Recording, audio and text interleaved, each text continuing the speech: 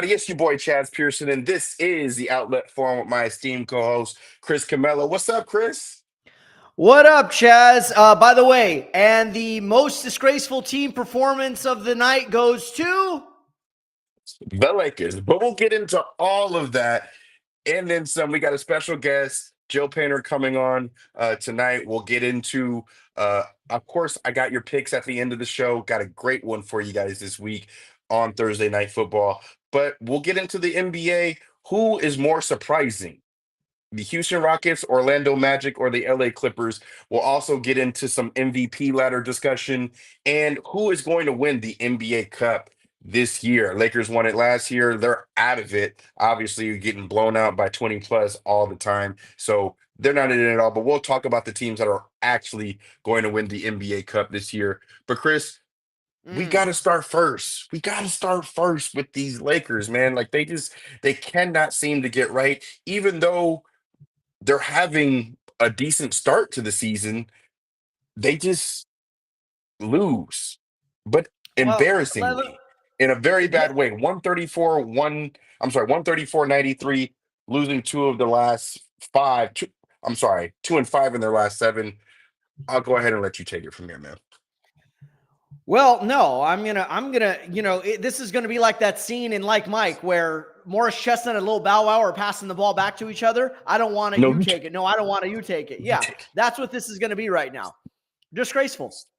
Did you think that opening remark that wasn't Chris Camello just being a smartass like I normally am? That was Chris Camello saying he's disgusted with how the Lakers have been playing. And had it not been for an ill-timed Will Hardy timeout, we may be singing a much different tune right now. They have looked it. Yeah, disgraceful on this road trip. And the yeah. last time we talked, Chaz, we were thinking they're 10-4, 10-5. Okay. And I go back to that Orlando game, the one that they tricked off because of bad free throw shooting at the end. And since then, Chaz, it has been a downward turn. Nice win against the Spurs, eke one out against the Jazz.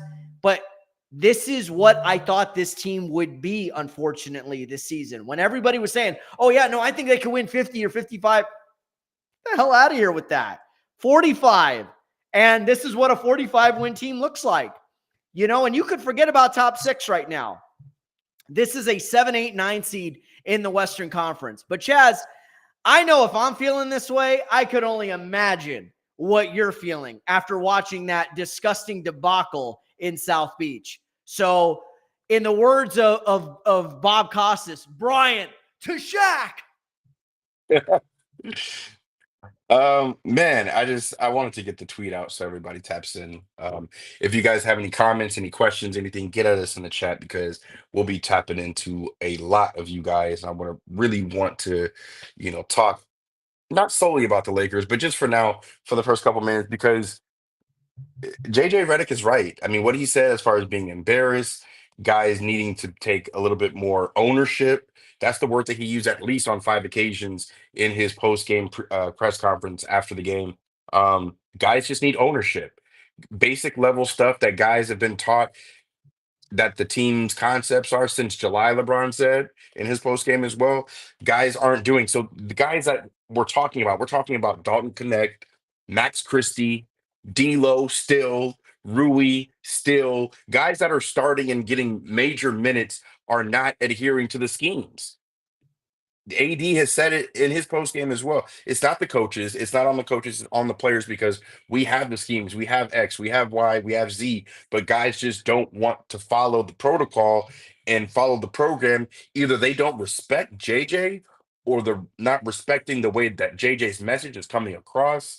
I do think that yes, it's on the players ultimately because of they're the ones that's out there on the floor giving this piss poor ass effort. But I do think that there is some culpability in the way that JJ is either delivering his message because guys look like they're quitting early in the season. We haven't even made it to Christmas yet. It's barely Thanksgiving as of 5 days ago. So the fact that we're talking about guys splintering off and needing to have meetings and, be together and we can't lose guys. Guys, we're not even a full 60 days into the season yet.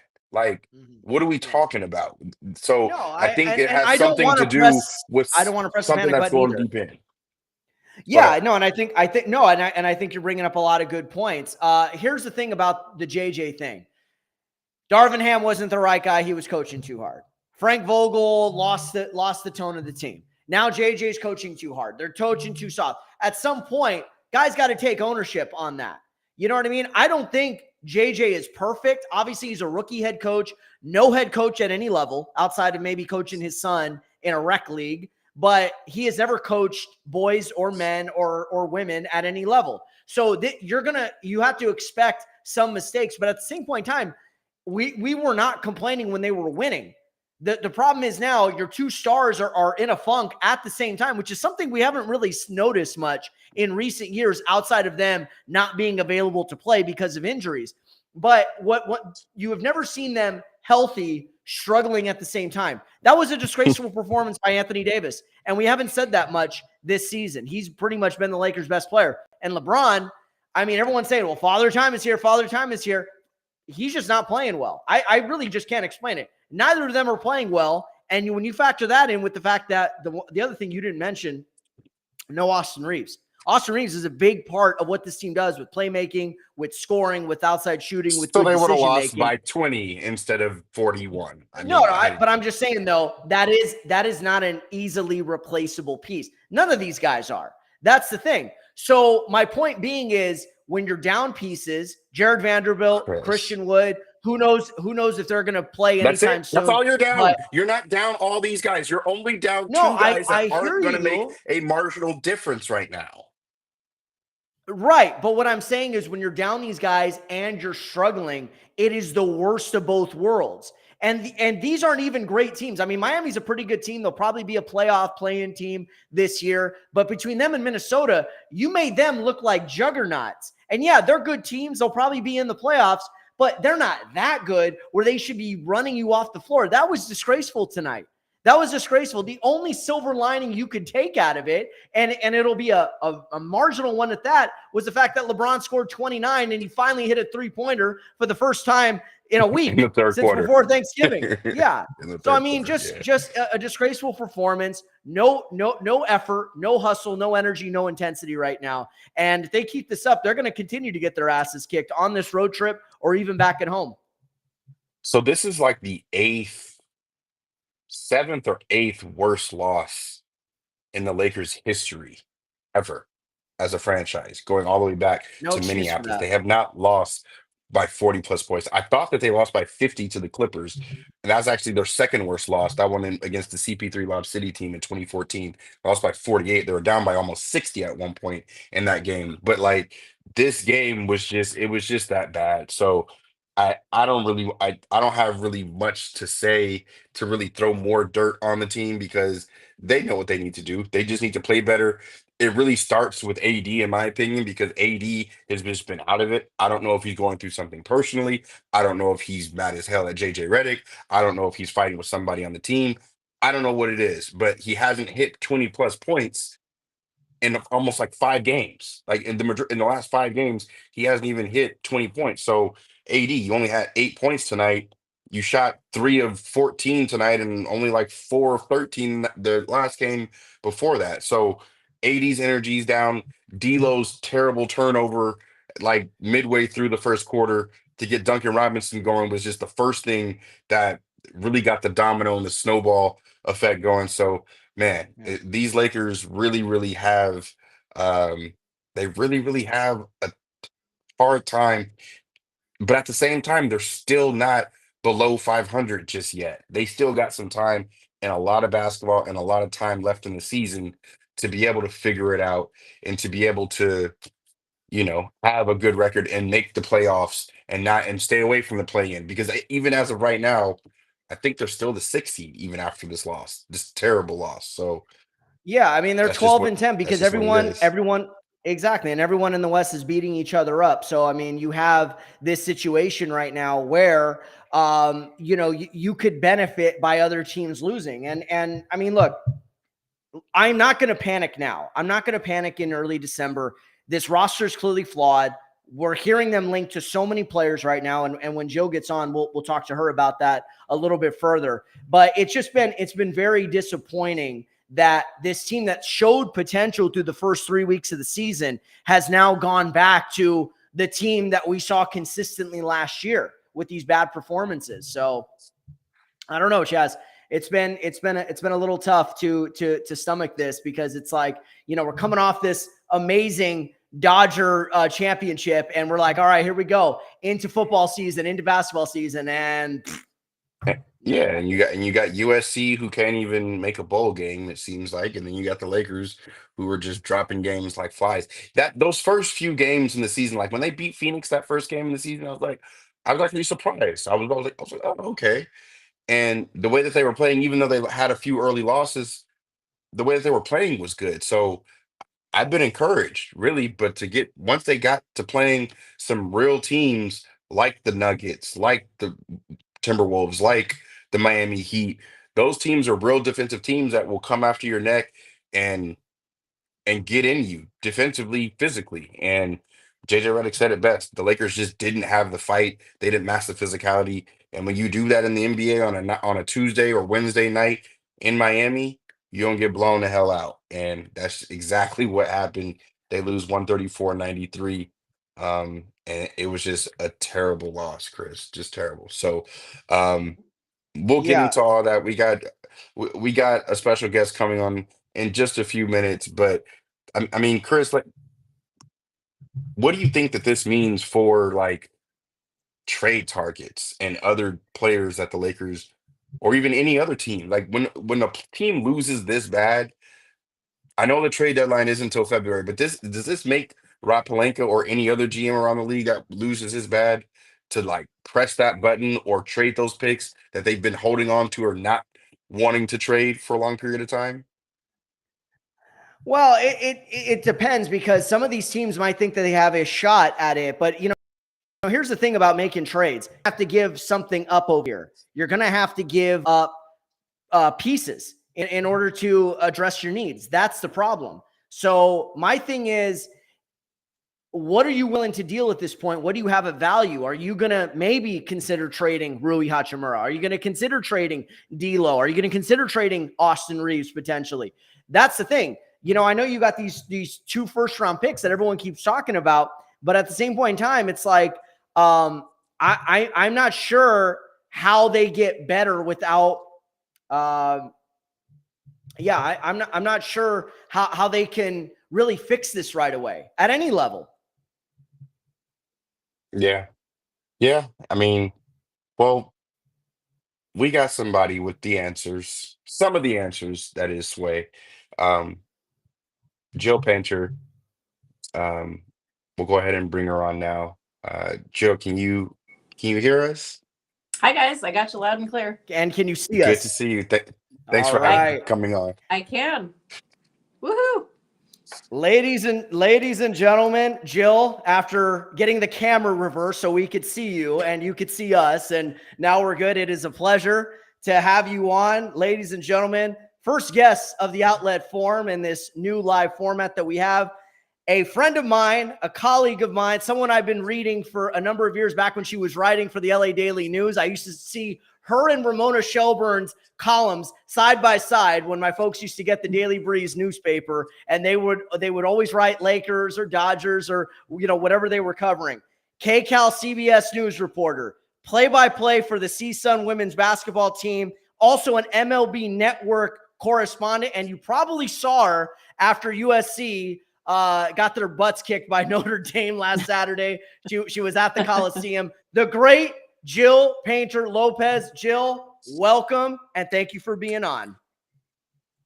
Well, thank you both so much. Everything looks great. I'm so impressed, and sorry for getting on here a couple of minutes late, but I am the worst person at techie stuff. I'm actually so proud of myself. I figured it out. I think I went to settings, and anyway, you were seeing the hallway. No, you did good. Earlier. You did good. but you're not late. I'm as bad as techie stuff as the Lakers are defensively right now and offensively and everything. So, but Jill, that brings listening to you guys. Absolutely, and for sure, yeah. Thank you for being on. And I'm going to toss that first question. Speaking of the purple and gold, we were just talking about how bad they were, defensively, 41 points, one of the worst losses in regular season history. Chaez was just pointing that out. But, it pivots now to the point that they need some help.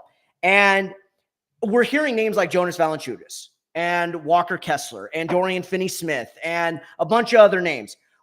What, in your opinion, do they need? Who should they target? And what names are not being mentioned that you think that they should target, in your opinion?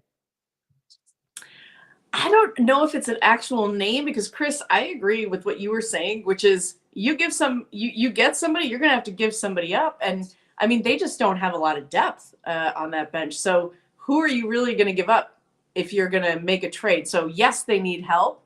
I think one of the things that they could do that would serve them really well is to play LeBron fewer minutes. I mean, he's averaged, year 23, and he's averaged 37 minutes a game in his career. He's averaging 35. And, there was that talk that he wanted to play all 82 games. And at the beginning of the season, JJ Redick said, hey, we're going to try and manage this the best we can. And if that's his goal, we'll look at that, blah, blah, blah. And then, of course, I think the other day he said, we definitely have to manage this. I'm not sure that's what's best in our interests and his interests. It's not. And, I'm not in favor for guys taking off as many games as people do for the knee management, like the Kawhi Leonard type of stuff. I know he's injured right now, but I am just not in favor of that normally. So play LeBron fewer minutes. Again, the depth is a problem, but he's just in a shooting slump. Everybody's like his father time caught up with LeBron James. I mean, he's in a shooting slump from behind the arc. Stop shooting threes. Pass it off to Dalton Connect and Austin Reeves and company. So I just don't see like, all these Laker fans are going to have to think like help is coming on the way via a trade. And it's like, I don't know. I just don't really see it. Yeah, I don't really see it either, especially when half the league can't get traded until a certain part of the season, which is, I believe, December the 15th for certain guys who sign contracts. So Right. we'll speak specifically about LeBron, even though he's coming off of a night where he kind of got off the schneid, finally hit a 3-pointer, 29 points, 5 rebounds, 3 assists, I'm sorry, 8 rebounds. What do you make of his play specifically? I know you say he has to stop shooting threes, give it off to Dalton Connect, but Dalton Connect couldn't find his stroke. AD couldn't find his stroke. I mean, for the most part, you would think these other guys would help him a little bit more, but do you think that because he's the leader and his play has been not as good, that's the reason why they've been playing so bad? Or is it more having to do with something maybe behind the scenes in the locker room, especially after what JJ said tonight post game? Whew, I know JJ, he doesn't pull any punches, which I love. I mean, and LeBron and company, I mean, they have to respect JJ. Again, he played in this league for a long time and made the playoffs played on so many, different teams and made the playoffs. I think it was 14 of his 15 years. So he knows what he's talking about. He's a basketball savant. And he said, I'm taking ownership of this embarrassing loss in Miami as well. But he said, the ownership has to be on the court. And he said they're just not playing together. So I don't know if it's LeBron or who it is, but when you have that, and yes, LeBron is the unquestioned leader, but when you just feel like everybody is not on the same page, I don't know what has to happen. LeBron taking everybody out to a nice team dinner and telling everybody to, I don't know, just foster some sort of bonding or whatever. But it's weird because they played well at the beginning of the year. They really did. And it's just all of a sudden the bottom has fallen out. And LeBron said, earlier this week, hey, we've focused so much on the defensive end that our offense has suffered. And it's like, now the defense is suffering and they're giving up gazillions of points. So, 134 today to Miami. So it's like, I don't know. I just feel like they're just kind of trying to plug holes. And then when they plug one, another, a leak in the roof happens somewhere else. So JJ called it embarrassing, and maybe that's a wake-up call that he did that publicly. Maybe that's what he's looking for. But there's a lot of good shooters on the team. LeBron will get back. And, let's remember, he's turning 40 this month. So he's not the same LeBron that he was 20 years ago. He's still a great player. And 80% of LeBron at 40 is, better than most players in the league. But I just I don't know what's wrong, and I think if they did, they would fix it. But we'll see what happens. Interesting to see LeBron, as you mentioned, get off the snide from that going into today's game, 0 for 19 from 3. I mean, that's not LeBron like. I don't know. Yeah. And with that 3, he actually passed Kyle Korver for 7th all time. And I'm sure Kyle will, be texting him tonight. Hey, Bron, took you long enough, brother. And by the way, Jill, you mentioned JJ not pulling punches. You know what? We as reporters, we love that. I mean, there's nothing like giving red meat to the Sharks, right? I mean, they just devour that. We devour that. We love those quotes that go viral and everything like that. So I definitely, when you said that's the first place where my mind went. Going from one LA team to another, the LA Clippers, they've actually been surprising. And I know a lot of people are like, oh, no Paul George, no Kawhi Leonard, he's dealing with his knee issues this year. Yet this team, some way, somehow, and they're playing tonight, are 14-9. And they've done it with the beard looking like, he's pulling a page out of his old Houston days. But it's more than that. This team is playing well. They're playing collective. I think they've won nine in a row at the new Intuit Dome. Why are the Clippers one of the bigger surprises in the Western Conference, in your opinion? Well, look at the production you're getting from Norm Powell. I mean, he's leading the team with 23.9 points a game. You mentioned Harden at 22.3. So there's like 45 points every game between those two guys. So you can't focus on one or two of them. And then you got Zoo, who's averaging a double-double with 15 and 10.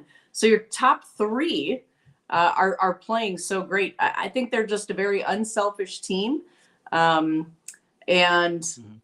just, they got over those Intuit Dome. I mean, remember the first few games, it was like, everybody's like, oh my God, they can't play at home. They're losing at home. They don't have this home court advantage here. Other opponents are talking about how much they love playing there. But they got that fixed. And you mentioned the home winning streak now. And I think they're just finding, like, we're calling this a place of our own here in Inglewood. I've been there, covered one of the preseason games there. It's amazing. It's an amazing place to watch basketball, to charge your phone at your seat, to not even need your phone and just look up on that board, and you can get every stat you want from the game. So the only thing you might need to use your phone for is texting your friends pictures of how cool it is there. But they've really bought into that place, and they're making it a true home court advantage. And like I said, I mean, do you consider Norm Powell the type of top superstar? No, he's second tier, but Harden and Zoo, and they're just making it work, and I love it. It's a testament to the greatness of Ty Lue. We've known this for a long time. How the Lakers bungled that in the summer of 2019, that I will never understand. Although shout out to Frank Vogel, he did help them win a championship in 2020. But no, that's some good stuff right there, Jill. Jill, we actually got a couple questions from the chat. And Sure. I'll kind of make this quick because they're quick yes or no's. Do you think that Austin Reeves is untouchable, barring any top 15 player trade to the Lakers? Ooh, I don't think anybody not named LeBron and AD right now is untouchable. I would hate to see the Lakers lose him in a trade. I mean, what a pickup he was for them in drafting him, and how great he plays with LeBron and AD, and just really fits into that team. So I don't think anyone is untouchable except for the top couple of guys. But the Lakers are going to lose a lot without him. Do you think that the Laker fans are getting a little bit impatient with Rob Pelinka specifically? We've seen his name on Twitter, and on message boards and podcasts and you name it, right? But do you think that he is untouchable? Like, would Jeannie dare fire him or remove him from the organization? Or is that something that he's kind of solidified in because of the relationship that he's had, not only with Jeannie, but with the organization for decades at this point? He does have a great relationship with that organization. Obviously, Kobe, Jeannie, and I get that, but I mean, I just don't think you can operate in a position of, if the Lakers aren't winning championships again. You talk about 2020 in the pandemic, which you look at what the Dodgers just did, because they also had that 2020 championship. You look at the parade they just had, and I feel like that almost puts a little bit pressure on. And with LeBron turning 40 this month, it's like you want to win another championship with LeBron. You want that parade. And if you think that the GM's not getting it done, and if Pelinka's not, if he's not pushing the right buttons, they just have so much money tied up in a couple of guys that it's hard. Yeah. Yeah. Good stuff. Chris, you got one? You got one Yeah. more? Well, yeah, I was actually going into my Instagram chat and I was seeing if anybody had any questions, but yeah, Jill, I guess this goes back to my first question, but we'll reiterate that. Do you think anything happens as far as a trade for the Lakers by Christmas? That's what one of my guy Paco wanted to know. Like Christmas. Oh man. It's Yeah. a gift from He wants Santa. he wants an early. Exactly. He wanted a Santa gift. I mean, come on, Jill. You can't deny that. No, I'm just kidding. Well, there's late Christmas gifts that happen in January, so I don't think they do anything before Christmas. So I mean, look at the calendar. It's that's 21 days, literally 3 weeks from today. So Sure. I don't think so. I mean, but you never know. Trades can heat up later. So sorry, it's going to be more of a maybe New Year's present or Valentine's Day. We'll see. When's the trade I deadline? got it. It's usually believe like it's, I think before the All-Star break, right, Chaz? Usually like February. February. I think it's February 5th. Okay. First week of Okay, February. so yeah, no Maybe a little Valentine's earlier present this there. year. Yeah. My birthday's on the 4th. Maybe they'll get one for me for my birthday. Maybe. Yeah, there you go. I'll switch gears just a little bit in terms of just individual stats, because we're seeing guys play at a higher level than they were to start the season. Giannis is starting to come on strong by getting the Bucks above 500. Jokic is playing very, very well. A very impressive win against the Golden State Warriors last night. Who is in your top 3 MVP ladder? I know AD was there to start the season for everybody, but obviously he's kind of tailed off. So who is in your top 3 MVP ladder at the moment? Top 3. Well, I did a top 5. It's got to be, as you mentioned, Jokic, Giannis, SGA, Jason Tatum, and AD. But Jokic, unless he gets injured, I mean, the guy's already got 8 triple doubles. He's just a triple double machine. He's so fun to watch. He's so important to that offense. And think about it. He took off 3 games for the birth of his second child, and he's still already got 8 triple doubles this season. That's it. I don't know. He's Crazy. fascinating to watch, and he's just, obviously Giannis has won it before as well. But I think if Jokic just continues to play how he is, there's just nobody that's right second. He's fascinating. Hey, Jill, Yeah. I always said this about Jokic. If Hakeem, Pau Gasol, and Dirk Nowitzki had a collective baby, like if this was a scene from my 3 NBA legend dads, starring Steve Guttenberg, but instead of those guys, you have the 3 I mentioned, that kid would be Nikola Jokic. Am I right or wrong? Gasol, Olajuwon, Dirk. Yeah, I mean, you've got the passing, you got the rebounding, and you got the ability to score from anywhere on the floor. So, yeah, he's a freak of nature. The way he runs the floor and his shooting touch, and I was at that, as a Colorado native, pretty awesome to watch him and what he's been able to do for that city. Used to just be all Broncos all the time, and then they kind of fell by the wayside, and the Avs came up, and the Rockies are always terrible, and so it's just so cool to see that what he's doing for that. So when I say terrible, I mean it's always like how many 100 and however many games are they going to lose every season. So, but he's just fascinating to watch, and I think you're right. You got all 3 of the best parts of him, and I don't know how you're going to make a baby like that. You're going to get into the lab and do it, but I guess you can do it with AI maybe. They did it in the movie Twins. Chris. Ivan Reitman did it in the movie Twins with Arnold Schwarzenegger and Danny DeVito. So it is possible. Jill, we're going to let you go. You've been more than kind with your time.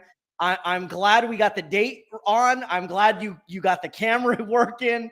I'm glad we were able to make this work, because I got to say, I met Jill in 2019 during the Sparks. I think it was the conference finals against the Connecticut Sun. She could not have been nicer in that media room. And you know what? We've been able to keep contact since. She's a hard worker, and she does a lot of good things outside the sports media field. I know you're a proponent and an advocate for breast cancer awareness. I wanted to throw that out there because I think that's very important. That's something that's very personal to me. I know it's personal to you. Without getting too personal, I just wanted to throw that out there. So keep up the good work on everything that you're doing. You are class personified in the sports media arena as well as off of it. So means the world that you came on here, and it's great seeing you again. Oh, thanks. Hopefully, Chris, I appreciate the kind words. I'll just tape that and start every day with that, and then I'll be ready to take on the world. But another thing I was going to say, that this month, blood donations, I just donated today. So just for all your listeners, it's a great way you can put on a game on your phone. And if you're able to donate, that's a really cool thing as well that you can do. But thank you both for having me on, and happy to come on anytime and try my techie ways. But everything looks great. You guys have obviously worked very hard on this, and so wishing you luck with this. Thank you. Thanks again for coming on, and we'll see you later on this season. You have a guys good got one, it. All right, take care. Thanks, Jill. The great Jill Painter Lopez, everybody. Follow her at Jill Painter on Twitter, as well as at Jill Painter Lopez, I think, on Instagram as well. Chaez, that was good, man. You know, I was texting you. So the thing was, so you guys know, Chaez and I do this on our computers and stuff. When you have these issues, and I don't need to tell Chaez this, how many system reboots have you had to do before, bro? Yeah, but we smooth. We running. We got it good. Like they don't need to know what's going on in my server room downstairs. You know what I mean? But they do now. At the end of the day, they do now. But at the end of the day, good stuff. We'll keep it rolling. Like I said, we'll get into the NBA Cup. Chris, we finally know who is going to Las Vegas. We finally know who is going to be in that bracket. It was a very interesting game last night between the Dallas Mavericks and the Memphis Grizzlies. The Dallas Mavericks needed to win the fourth quarter by 17 points to be able to make it to the next round, because you have that point differential in the standings, kind of like soccer, where the win-loss doesn't matter. If there's a tiebreaker, it goes to your point differential. The Mavericks made it. They're going to face the Thunder next week, and then the Rockets will play the Warriors.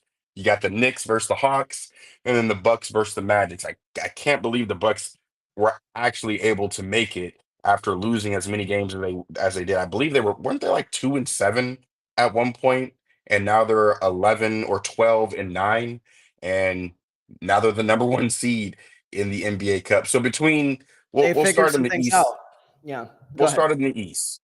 You got Bucks, Magic, and Knicks, Hawks. Who you got in those two games straight up? Well, I think you got to go Knicks right now. They have also figured some things out after kind of a slow start, and they've got a lot of their core pieces healthy right now, which is important. So I think I got to go the Knicks. Although the Hawks are playing good ball, you know, they're figuring some things out as well. Quietly, they've been good, and you know, there's no motivating factor, Chaez, like money. So some of these guys, they're not playing for themselves, because we know these guys are making $40 million guaranteed for 1 year. They're playing for the guys on the vets minimums, the guys on the two ways, the rookies, all of that. That's what they're playing for. I got the Knicks in that game, and I got Milwaukee. I think Milwaukee has really figured some things out. And unfortunately, if Orlando had Banchero, I think it'd be a much more interesting game against Milwaukee. But without him, they'll put up a fight. They're a scrappy team. I just don't think they have anyone that can match up with Giannis in that game. So, and I just think Milwaukee's hot right now. So I'm going to go Milwaukee and New York going to the semis. Who do you have in the East? And then you can lead off the West as well. I gotta take the Bucks as well, but I got a sneaky suspicion that the Magic are actually going to put up a fight. If you're a gambling guy, if you like to play the spread like some of us do, 5.5 is too many points for the Milwaukee Bucks to lay in a very important game with $500,000 per player on the line. So I'm going to take the Magic on the spread, but the Bucks and the money line. Knicks are going to absolutely murder the Hawks. The Knicks at home in any meaningful game, you should always take them. I like the Knicks. And we'll start off in the West. That Thunder Mavericks game is going to be an absolute show. Rematch of last year's semis. SGA versus Luka, Kyrie, in the building, but I gotta go with the Thunder. They're just going. They play better defense, even though they don't have Chet Holmgren. I do think that they'll pull it off. has to put up 38, 40 points in order for them to do it. But I do like the Thunder at home. And last but not least, the Rockets are playing great basketball. They are a very up and down team, more up than down. We'll get into them and the Bucks and the Magic in the next topic. But I got to go with the Rockets. That's how Mm. hot they're playing right now. They're so inconsistent. I would never put anything on the Rockets. Do not play the spread in that game. Do not even play the money line. I'm not confident in my pick in the Rockets, but I got to take them because they're that hot and they're rolling right now against a Warriors team who is starting to falter a little bit like the Lakers after having a very, very hot start. But um, Draymond getting back on the court soon, and Steph, I believe he's out next game, probably in preparation for this game, quarterfinal against the Rockets. So, Chris, what do you have in the West, man? Almost agree, but not quite. I will say I think the Rockets could eke one out. The game is in Golden State, though, right? That's at the Chase Center in Frisco, Yeah. or is that going to? Okay. No, no, no, no, Uh, no, no, no, no. it's in Rock, Houston. rock. That's why which is the only reason why I'm taking Houston. Yeah. I mean, that's going to be a scrappy game right there. And I think The only reason. Golden State has lost 5 in a row. They're not closing games out well right now. I don't know what Draymond's situation is like, but I think you got to go with the hot hand. And right now, I mean, Houston is doing what I thought they could do this year, which is they basically ran it back. They added a couple of good young pieces.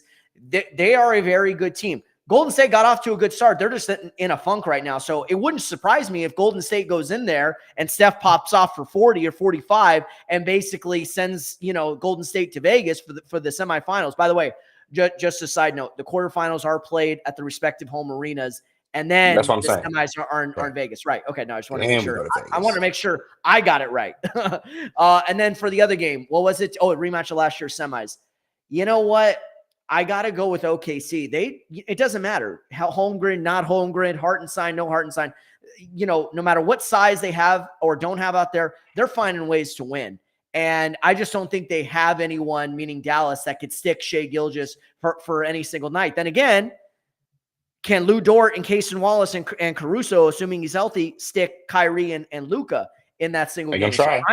I am going to go OKC, but I don't want to sleep on Dallas either. They weren't in the finals last year by fluke. So I just want to throw that out there. So I got OKC versus Golden State in the finals. I think Golden State's going to find a way to eke that one out. And I think we both agree it'll be New York, Milwaukee for in the semis for the whatchamacallit for the East. I'm taking the Knicks to beat the Bucks in the next round, and then I'm taking the Thunder to beat the Rockets in the next round. Good picks. And then I got the Knicks winning the whole NBA Cup in Interesting. Vegas. Yeah, with Tom Thibodeau in that hoarse voice. Hey, we're finally NBA Cup champs, brother. Yeah, Kind of sounds like Randy Savage. Kind of sounds like Hulk Hogan as well. But I will say that I like the Knicks to win the whole cup. What about you, man? On the other side. On the other side, let's see. Knicks. I think Milwaukee finds a way to beat them. I really want to see them win. Damn, this you really on Milwaukee? Like a team that was 2-7, or whatever their record was at one point. Like we It's thought not Doc about where Rivers you've might get been, fired by Christmas. That's what we but thought. But hey, you got to ride those hot hands, man. That's the thing. You got to ride those hot hands, like that character from Little Giants, Hot Hands. That's what you have to do right now. And then in the West, I think it'll be Milwaukee versus. I think I'm going to go OKC on that one. I think that's going to be good, and I think Milwaukee ends up with the cup, but I could be dead wrong. All right. All Yeah. right. Well, we'll see. It's gonna be real interesting. Fun. Just next week on the 10th, it tips off. Then the 11th, and then I do think that the Vegas starts a couple days later on the 13th. So, Yeah. yeah, very very interesting. We'll get to the last topic before we get on out of here. Chris, most surprising right now, Houston, Orlando, or the Clippers? I like Houston is number 2 in the West right now. Clippers without Kawhi Leonard.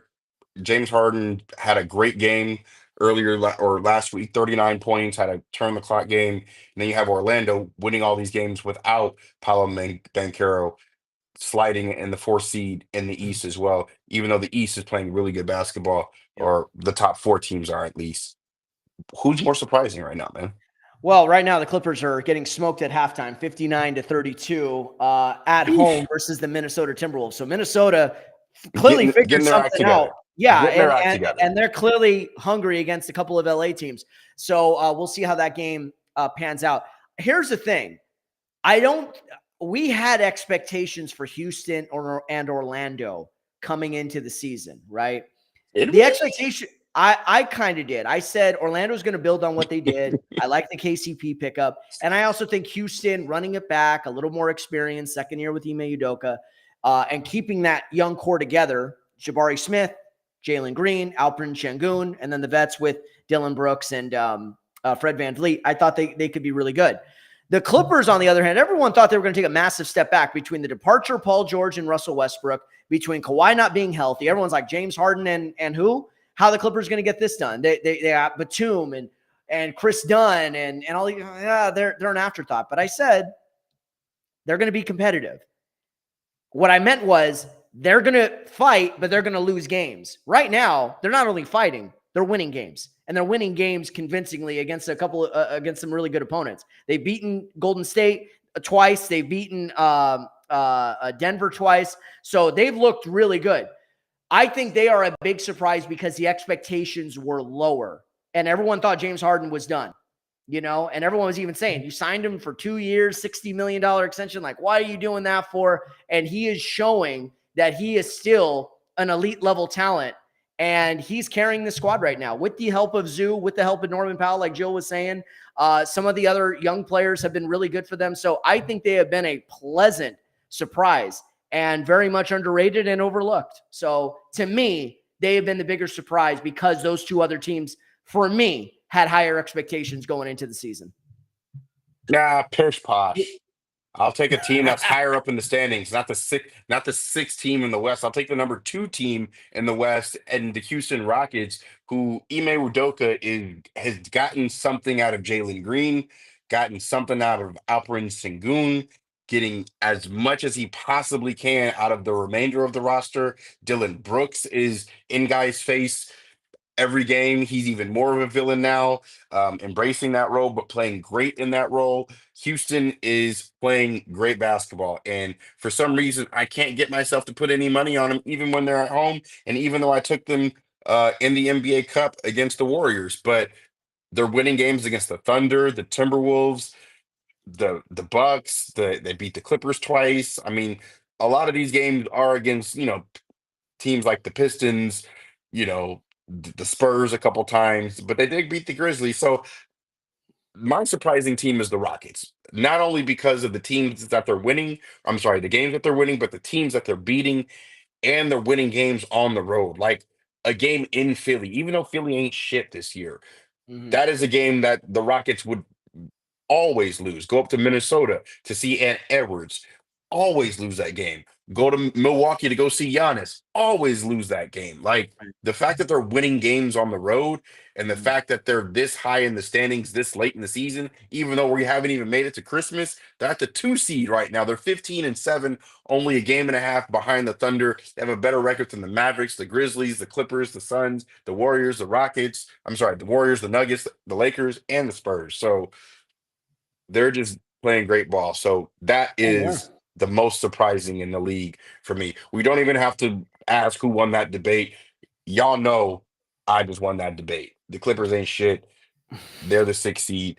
We're not really surprised. I mean, as are we kind of of now, they're 5, yes, dog.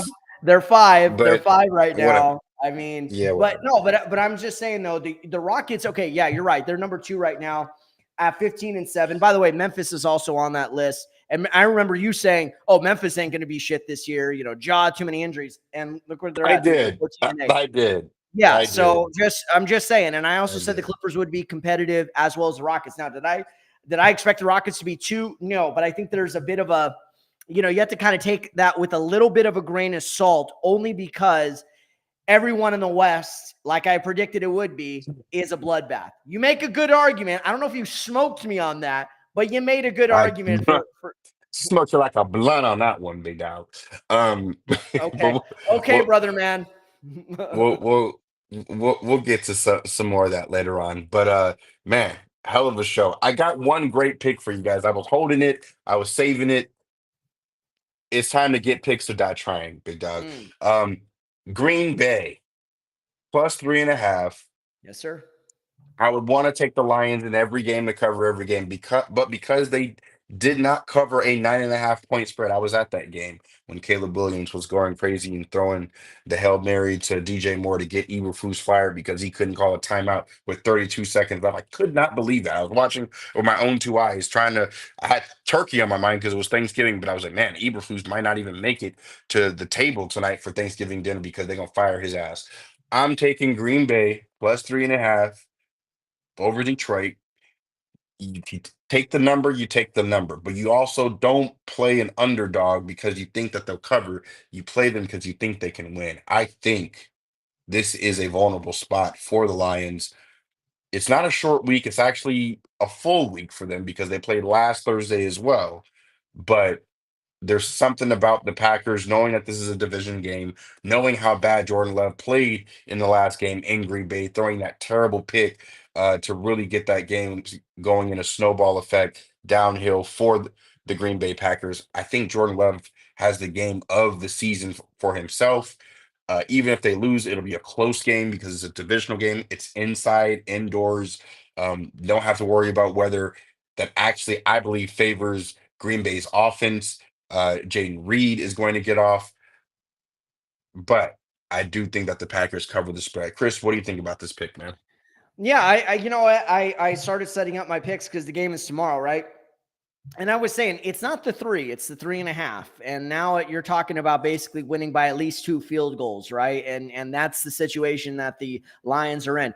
And this is a divisional game. The reason why you saw the Bears make that comeback was, well, you saw the Lions take their foot off the gas, but also there's a divisional component there. Anytime you see these divisional games, they tend to be dogfights. They tend to be all-out wars. You know, even last week, look at the Steelers and the Bengals, right? 44-38. I mean, that was a back and forth game. And when it's a back and forth, it usually favors the underdog. And that's why I agree with you with that on the Packers. The only other game I think you'd be safe taking is, I would say, the Dolphins minus 6.5 over the Jets at home. I think they're going to win by a touchdown. I think Miami's going to come to play on that one. So as long as two of them are healthy, Jets are a lost cause at this point. They'd be better off losing every game. And, Miami, yeah, I got Miami winning by a touchdown in that one.